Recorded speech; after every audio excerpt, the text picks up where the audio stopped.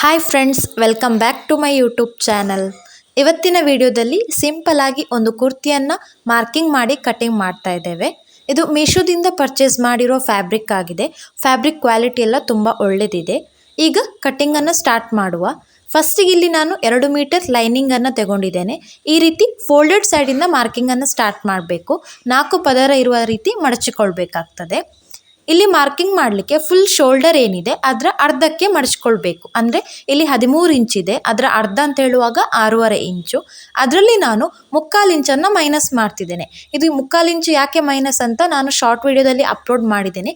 ಸೈಜ್ಗೆ ತಕ್ಕ ಹಾಗೆ ಚೇಂಜಸ್ ಆಗ್ತಾ ಇರ್ತದೆ. ಅದರ ಶಾರ್ಟ್ ವಿಡಿಯೋ ಅಪ್ಲೋಡ್ ಮಾಡಿದ್ದೇನೆ, ಚೆಕ್ ಮಾಡ್ಕೊಳ್ಳಿ. ಹಾಗೆಯೇ ರೆಡಿ ಭುಜದ ಅಳತೆ ನನಗೆ 2 ಇಂಚು ಬೇಕಾಗಿರುವಂಥದ್ದು. ಅದಕ್ಕೆ 1 ಇಂಚನ್ನು ಆ್ಯಡ್ ಮಾಡ್ಕೊಳ್ಬೇಕು. ಇಲ್ಲಿ 1 ಇಂಚ್ ಎಲ್ಲರಿಗೆ ಕೂಡ ಕಂಪಲ್ಸರಿ ಇರ್ತದೆ. ರೆಡಿ ಶೋಲ್ಡರ್ಗೆ 1 ಇಂಚನ್ನು ಆ್ಯಡ್ ಮಾಡಿ ಮಾರ್ಕಿಂಗ್ ಆದ ನಂತರ ಅಲ್ಲಿ ಕುತ್ತಿಗೆ ಅಗಲ ಆಟೋಮೆಟಿಕ್ ಆಗಿ ಸಿಗ್ತದೆ.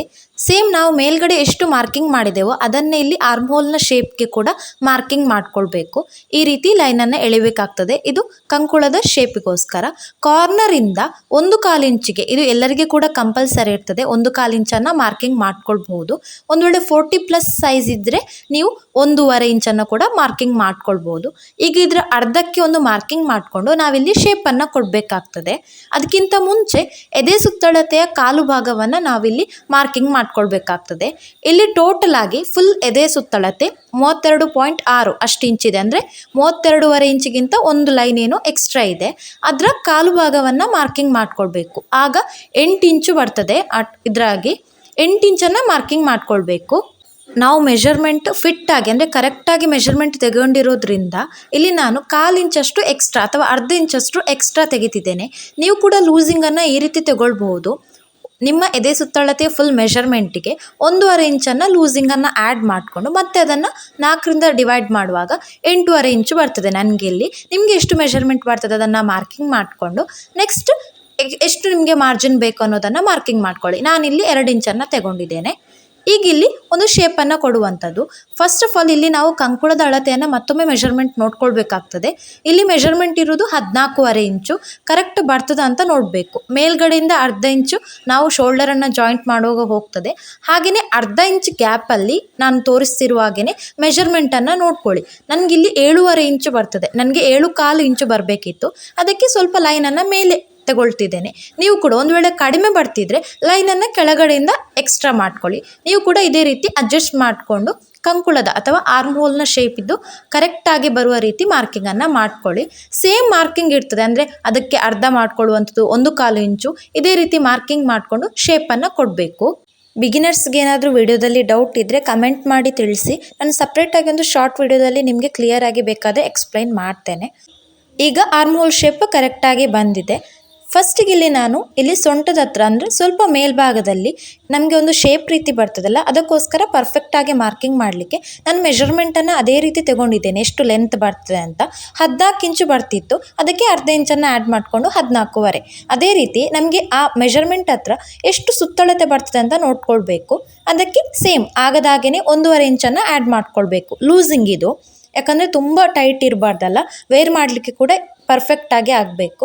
ಇಲ್ಲಿ 1.5 ಲೂಸಿಂಗ್ ನಿಮಗೆ ಡೌಟ್ ಇರ್ಬೋದು. ನಿಮಗೆ ಪರ್ಫೆಕ್ಟ್ ಫಿಟ್ ಬೇಕು ಅಂತೇಳಿದರೆ 1.5 ಇಂಚು, ಅಥವಾ ಸ್ವಲ್ಪ ಲೂಸ್ ಬೇಕು ಅಂತಿದ್ರೆ 2.5 ಇಂಚು ಲೂಸಿಂಗನ್ನು ಆ್ಯಡ್ ಮಾಡಿಕೊಂಡು 4ರಿಂದ ಡಿವೈಡೆಡ್ ಬೈ ಮಾಡಿಕೊಂಡ್ರೆ ಆಯಿತು. ಇದು ಎಲ್ಲರಿಗೂ ಕೂಡ ಯೂಸ್ ಆಗ್ತದೆ. ಸೇಮ್ ಫಾರ್ಮುಲಾವನ್ನು ಯೂಸ್ ಮಾಡ್ಕೊಳ್ಳಿ.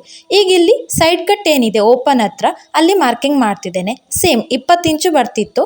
ಅದಕ್ಕೆ ಅರ್ಧ ಇಂಚನ್ನು ಆ್ಯಡ್ ಮಾಡಿಕೊಂಡು 20.5 ಇಂಚ್ ಹತ್ರ ಎಷ್ಟು ಸುತ್ತಳತೆ ಬರ್ತದೆ ಅಂತ ನೋಡಿದ್ದೇನೆ. 32.5 ಇಂಚಿತ್ತು.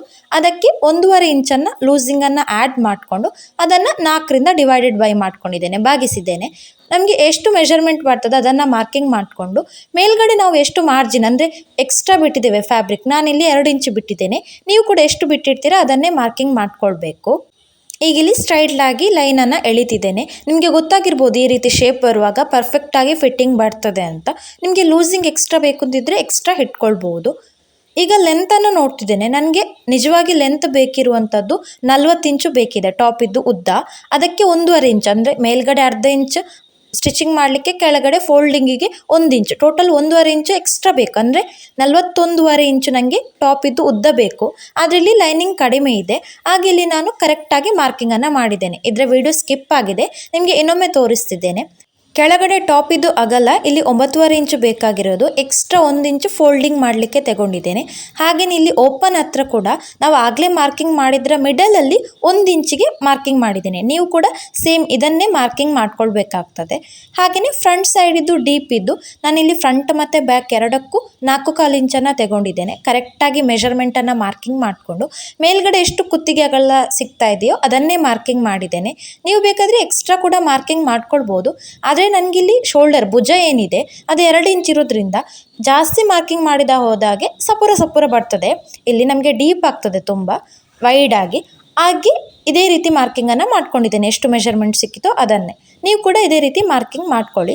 ಫಸ್ಟಿಗೆ ಇಲ್ಲಿ ನೆಕ್ಕನ್ನು ನಾವು ಕಟಿಂಗ್ ಮಾಡಲಿಕ್ಕಿಲ್ಲ, ಏನು ಮಾರ್ಕಿಂಗ್ ಮಾಡಿದ್ದೇವೆ ಎಕ್ಸ್ಟ್ರಾ ಅದನ್ನು ಕಟಿಂಗ್ ಮಾಡ್ತಿದ್ದೇವೆ. ಇಲ್ಲಿ ಫ್ರಂಟ್ ಮತ್ತು ಬ್ಯಾಕ್ ಸೈಡ್ದಕ್ಕೆ ಎರಡಕ್ಕೂ ಕೂಡ ಒಂದೇ ರೀತಿ ಕಟಿಂಗ್ ಮತ್ತು ಮಾರ್ಕಿಂಗ್ ಇರೋದ್ರಿಂದ ಒಟ್ಟಿಗೆ ಕಟಿಂಗ್ ಮಾಡ್ತಾ ಇದ್ದೇನೆ. ನೀವು ಕೂಡ ಇದೇ ರೀತಿ ಕಟಿಂಗ್ ಮಾಡ್ಕೊಳ್ಳಿ. ಇಲ್ಲಿ ಸೈಡ್ ಕಟ್ ಹತ್ರ ಸ್ವಲ್ಪ ಹುಷಾರಾಗಿ ನೋಡ್ಕೊಳ್ಳಿ, ಅಂದರೆ ಕಟಿಂಗ್ ಮಾಡುವಂಥದ್ದು ಇದು ಸ್ವಲ್ಪ ಡಿಫ್ರೆಂಟ್ ಆಗಿದೆ. ಈಗ ಇಲ್ಲಿ ಸಪ್ರೇಟ್ ಮಾಡ್ಕೊಳ್ಳಿಕ್ಕಿದೆ, ಅಂದರೆ ಫ್ರಂಟ್ ಸೈಡ್ ಇದಕ್ಕೆ ನಮಗೆ ಆರ್ಮೋಲ್ ಇದು ಶೇಪ್ ಮಾಡಲಿಕ್ಕೆ ಇಲ್ಲಿ ಕಾರ್ನರಿಂದ ನಾವೇನು ಮೇಲ್ಗಡೆ ಮಾರ್ಕಿಂಗ್ ಮಾಡಿಕೊಂಡು ಅದರ ಮೇಲ್ಗಡೆ 3/4 ಇಂಚಿಗೆ ಮಾರ್ಕಿಂಗನ್ನು ಮಾಡ್ಕೊಳ್ಬೇಕಾಗ್ತದೆ. ಮತ್ತು ಒಂದು ಶೇಪ್ ಕೊಡುವಂಥದ್ದು ಅದು ಫ್ರಂಟ್ ಸೈಡ್ ಮತ್ತು ಬ್ಯಾಕ್ ಸೈಡ್ ಇದಕ್ಕೆ ಏನು ಕಟಿಂಗ್ ಮಾಡಲಿಕ್ಕಿಲ್ಲ, ಅದನ್ನು ಸಪ್ರೇಟಾಗಿ ತೆಗೆದು ಅದಾದಮೇಲೆ ಸಿಂಗಲ್ ಪೀಸ್ ಇರುವಾಗಲೇ ಫ್ರಂಟ್ ಸೈಡಿದ ಶೇಪನ್ನು ಕಟಿಂಗ್ ಮಾಡ್ಕೊಳ್ಬೇಕಾಗ್ತದೆ. ನಿಮಗೆ ಈ ವಿಡಿಯೋ ಯೂಸ್ಫುಲ್ ಅಂತ ಅನಿಸಿದರೆ ಲೈಕ್ ಮಾಡೋದನ್ನು ಮರಿಬೇಡಿ. ಹಾಗೆಯೇ ನಮ್ಮ ಚಾನಲನ್ನು ಸಬ್ಸ್ಕ್ರೈಬ್ ಮಾಡ್ಕೊಳ್ಳಿ, ಇದರಿಂದ ನಾವು ಹಾಕೋ ಹೊಸ ವಿಡಿಯೋಗಳ ನೋಟಿಫಿಕೇಷನ್ ನಿಮಗೆ ತಲುಪ್ತದೆ.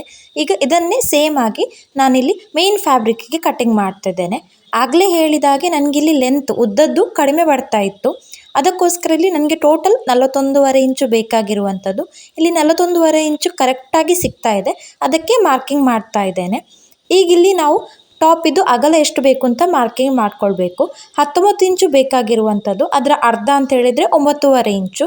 9.5 ಇಂಚನ್ನು ಈ ರೀತಿ ಮಾರ್ಕಿಂಗ್ ಮಾಡ್ಕೊಳ್ಬೇಕು. ಇಲ್ಲಿ ಕೆಳಗಡೆ ಸ್ವಲ್ಪ ಫ್ಯಾಬ್ರಿಕ್ ಆ ಕಡೆ ಈ ಕಡೆ ಆಗಿದೆ ಅಂತ ಸ್ಟ್ರೈಟ್ ಲೈನ್ ಎಳಿತಿದ್ದೇನೆ. ಈಗ ಇದರ ಮೇಲ್ಗಡೆನೆ ನಾನು ಅಗಲ ಅಂದರೆ 9.5 ಇಂಚನ್ನು ಮಾರ್ಕಿಂಗ್ ಮಾಡ್ತಿದ್ದೇನೆ. ಅದಕ್ಕೆ ಎಕ್ಸ್ಟ್ರಾ ಅಂದರೆ ಫೋಲ್ಡಿಂಗಿಗೆ ಅಂತ ಹೇಳಿ 1 ಇಂಚನ್ನು ಆಗಲೇ ನಾವೇನು ಲೈನಿಂಗಲ್ಲಿ ಮಾರ್ಕಿಂಗ್ ಮಾಡಿಕೊಂಡ್ವೋ ಸೇಮ್ ಅದೇ ರೀತಿ ಇಲ್ಲಿ ಕೂಡ ಮಾರ್ಕಿಂಗ್ ಮಾಡ್ತಿದ್ದೇನೆ. ಈಗ ಇದನ್ನು ಸ್ಟ್ರೈಟ್ ಲೈನಲ್ಲಿ ಎಳೆದು ಜಾಯಿಂಟ್ ಮಾಡ್ತಿದ್ದೇನೆ. ಈಗ ಇದರ ಮೇಲ್ಗಡೆನೆ ಸೇಮ್ ಆಗಿ ಲೈನಿಂಗ್ನ ಅದೇ ರೀತಿ ಕಟಿಂಗ್ ಮಾಡ್ಕೊಳ್ಬೇಕು. ನಾನಿಲ್ಲಿ ಬ್ಯಾಕ್ ಪಾರ್ಟನ್ನು ಯೂಸ್ ಮಾಡಿಕೊಂಡು ಕಟಿಂಗ್ ಮಾಡ್ತಾ ಇದ್ದೇನೆ. ಅಂದರೆ ಫ್ರಂಟ್ ಪಾರ್ಟಿದು ಸ್ಲೀವ್ಸ್ ಮಾತ್ರ ಅಲ್ಲ ನಮಗೆ ಡಿಫ್ರೆನ್ಸ್ ಇರುವಂಥದ್ದು, ಅದಕ್ಕೆ ಬ್ಯಾಕ್ ಪಾರ್ಟಿದು ಲೈನಿಂಗ್ ಇಟ್ಟು ಈ ರೀತಿ ಕಟಿಂಗ್ ಮಾಡಿದ್ದೇನೆ. ಹಾಗೆಯೇ ಇಲ್ಲಿ ನಮಗೆ ಓಪನ್ ಸೈಡ್ ಹತ್ರ ಸೈಡ್ ಕಟ್ ಹತ್ರ ನಾನು ಫ್ಯಾಬ್ರಿಕನ್ನು ಕಟ್ ಮಾಡಲಿಲ್ಲ, ಹಾಗೆ ಇಟ್ಟಿದ್ದೇನೆ. ಇದು ಫ್ಯಾಬ್ರಿಕ್ ಸ್ವಲ್ಪ ಇದಿದೆ ಅಂತ ಹೇಳಿ. ಈಗ ಇಲ್ಲಿ ಸ್ಲೀವ್ಸ್ ಇದ್ದು ಶೇಪನ್ನು ಕಟ್ಟಿಂಗ್ ಮಾಡಲಿಕ್ಕೆ ಫ್ಯಾಬ್ರಿಕನ್ನು ಸೇಮ್ 4 ಪದರ ಬರುವ ರೀತಿ ಫೋಲ್ಡೆಡ್ ಸೈಡಿಂದ ಮಾರ್ಕಿಂಗನ್ನು ಸ್ಟಾರ್ಟ್ ಮಾಡ್ಕೊಳ್ಬೇಕು. ಈಗ ಇಲ್ಲಿ ನನಗೆ ಲೆಂತ್ ಬೇಕಿರುವಂಥದ್ದು 9 ಇಂಚು, ಆದರೆ ಇಲ್ಲಿ ಕೆಳಗಡೆ ಫೋಲ್ಡ್ ಮಾಡಲಿಕ್ಕೆ ನಾನು ದಪ್ಪದಲ್ಲಿ ಫೋಲ್ಡ್ ಮಾಡ್ತಾ ಇದ್ದೇನೆ. ಅದಕ್ಕೆ 1 ಇಂಚು 1 ಇಂಚ್ ಅಂಥೇಳಿ 2 ಇಂಚನ್ನು ಎಕ್ಸ್ಟ್ರಾ ತೆಗೊಳ್ತಿದ್ದೇನೆ, ಅಂದರೆ 10-11 ಇಂಚ್ ಆಯಿತು. ಮತ್ತು ಮೇಲ್ಗಡೆ ನಮಗೆ ಜಾಯಿಂಟ್ ಮಾಡಲಿಕ್ಕೆ ಅಂತ ಅರ್ಧ, ಟೋಟಲ್ 11.5 ಇಂಚಿಗೆ ಈ ರೀತಿ ಲೈನನ್ನು ಎಳಿತಿದ್ದೇನೆ. ಇಲ್ಲಿ ನಾನು ಪಫ್ ಸ್ಲೀವ್ಸನ್ನು ಕೂರಿಸ್ತಿದ್ದೇನೆ, ಅದಕ್ಕೋಸ್ಕರ ಮೇಲ್ಗಡೆ ಎಕ್ಸ್ಟ್ರಾ ಫ್ಯಾಬ್ರಿಕ್ ಮತ್ತು ಈಗ ಏನು 2 ಇಂಚನ್ನು ಮಾರ್ಕಿಂಗ್ ಮಾಡ್ತಿದ್ದೇನೆ ಸೈಡಲ್ಲಿ, ಅದು ಕೂಡ ಇರ್ತದೆ. ನೀವು ಒಂದು ವೇಳೆ ಪಫ್ ಸ್ಲೀವ್ಸನ್ನು ಕೂರಿಸ್ತಿಲ್ಲ ಅಂತ ಹೇಳಿದರೆ, ನಾರ್ಮಲ್ ಸ್ಲೀವ್ಸ್ ಅಂತ ಹೇಳಿದರೆ ನೀವು ನಾನೇನು 11.5 ಇಂಚನ್ನು ಮಾರ್ಕಿಂಗ್ ಮಾಡಿಕೊಂಡೆ, ಅಂದರೆ ನಿಮಗೆ ಲೆಂತ್ ಎಷ್ಟು ಬೇಕು ಅದಕ್ಕೆ ಫೋಲ್ಡಿಂಗಿಗೆ ಅಂತ ಹೇಳಿ ಎಷ್ಟು ಆ್ಯಡ್ ಮಾಡಿಕೊಂಡು ಅದನ್ನು ಮಾತ್ರ ಮಾರ್ಕಿಂಗ್ ಮಾಡ್ಕೊಳ್ಳಿ. ಈಗ ನಾನು ನಾರ್ಮಲ್ ಆಗಿ ಸ್ಲೀವ್ಸನ್ನು ಮಾರ್ಕಿಂಗ್ ಮಾಡೋದು ತೋರಿಸ್ತಿದ್ದೇನೆ.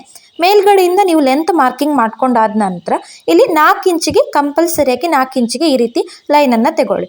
ಅದಾದಮೇಲೆ ಆರ್ಮ್ ಹೋಲ್ ಕಂಕುಳದ ಸೈಜ್ ಇದ್ದು ಅರ್ಧ, ಅಂದರೆ 7.25 ಇಂಚು ನನಗೆ ಇಲ್ಲಿ ಅದನ್ನು ಮಾರ್ಕಿಂಗ್ ಮಾಡ್ತಿದ್ದೇನೆ ಓರೆಯಾಗಿ.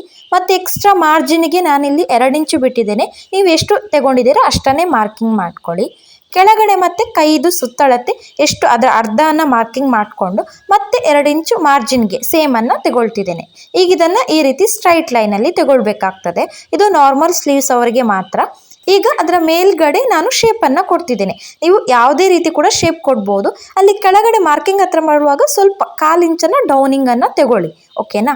ಈಗ ಇದು ಪಫ್ ಸ್ಲೀವ್ಸ್ ಅವರಿಗೆ ಕೂಡ ಬರ್ತದೆ, ಆದರೆ ನಾರ್ಮಲ್ ಸ್ಲೀವ್ಸ್ ಅವರಿಗೆ ಇಷ್ಟೇ ಮಾರ್ಕಿಂಗ್ ಬರುವಂಥದ್ದು. ಈಗ ಎಕ್ಸ್ಟ್ರಾ ಏನು ಮಾಡ್ತೇನೆ ಇನ್ನು ಮುಂದೆ ಅದು ಪಫ್ ಸ್ಲೀವ್ಸ್ ಅವರಿಗೆ. ಇಲ್ಲಿ ನಾನು ವಿಡ್ತ್ ನಿಮಗೆ ಎಷ್ಟು ಬೇಕಾದರೂ ಕೂಡ ತಗೊಳ್ಬೋದು, 2 ಇಂಚು 2.5 ಇಂಚು ನಿಮಗೆ ಎಷ್ಟು ಅಗಲ ಬೇಕು, ಎಷ್ಟು ಪಫ್ ರೀತಿ ಬರಬೇಕು ಅದರ ಮೇಲ್ಗಡೆ ಡಿಪೆಂಡ್ ಆಗ್ತದೆ. ನಾನಿಲ್ಲಿ 2.5 ಇಂಚನ್ನು ತಗೊಂಡು ಈ ರೀತಿ ಶೇಪನ್ನು ಕೊಡ್ತಾ ಇದ್ದೇನೆ.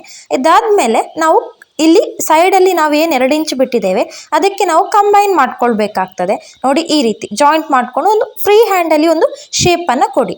ಈಗ ಇದನ್ನು ಕಟ್ಟಿಂಗ್ ಮಾಡ್ಕೊಳ್ಳಿ. ಇದು ಪಫ್ ಸ್ಲೀವ್ಸ್ ಅವರಿಗೆ. ನಾರ್ಮಲ್ ಸ್ಲೀವ್ಸ್ ಅವರಿಗೆ ಆಗಲೇ ಮಾರ್ಕಿಂಗ್ ಮಾಡಿದ್ವಲ್ಲ ಅದನ್ನೇ ಕಟ್ಟಿಂಗ್ ಮಾಡಿಕೊಂಡ್ರೆ ಆಯಿತು. ಈಗ ಇದರ ಕಟ್ಟಿಂಗ್ ಆಯಿತು, ಸ್ಲೀವ್ಸ್ ಇದು ಕೂಡ ಕಟ್ಟಿಂಗ್ ಆಯಿತು. ಇನ್ನು ಸ್ಟಿಚಿಂಗ್ ಒಂದೇ ಬಾಕಿ ಇರುವಂಥದ್ದು. ಈ ವಿಡಿಯೋ ಇಷ್ಟ ಆದರೆ ಲೈಕ್ ಮಾಡೋದನ್ನು ಮರಿಬೇಡಿ. ನಿಮಗೆ ಏನೇ ಡೌಟ್ ಇದ್ದರೂ ಈ ವಿಡಿಯೋದಲ್ಲಿ ನನಗೆ ಕಮೆಂಟ್ ಮಾಡಿ ತಿಳಿಸಿ, ಅಥವಾ ಇನ್ಸ್ಟಾಗ್ರಾಮಲ್ಲಿ ಕೂಡ ತಿಳಿಸ್ಬೋದು. ನಿಮಗೆ ನಾನು ಸಪ್ರೇಟಾಗಿ ಬೇಕಾದರೆ ಎಕ್ಸ್ಪ್ಲೈನ್ ಮಾಡಿ ಹೇಳ್ತೇನೆ. ಬಿಗಿನರ್ಸ್ಗೆ ಕೂಡ ಇದು ಅರ್ಥ ಆಗಿದೆ ಅಂತ ಅಂದ್ಕೊಂಡಿದ್ದೇನೆ. ವಿಡಿಯೋ ಇಷ್ಟ ಆದರೆ ಲೈಕ್ ಮಾಡೋದನ್ನು ಮರಿಬೇಡಿ. ಹಾಗೆಯೇ ನಮ್ಮ ಚಾನಲನ್ನು ಸಬ್ಸ್ಕ್ರೈಬ್ ಮಾಡ್ಕೊಳ್ಳಿ. Thank you for watching.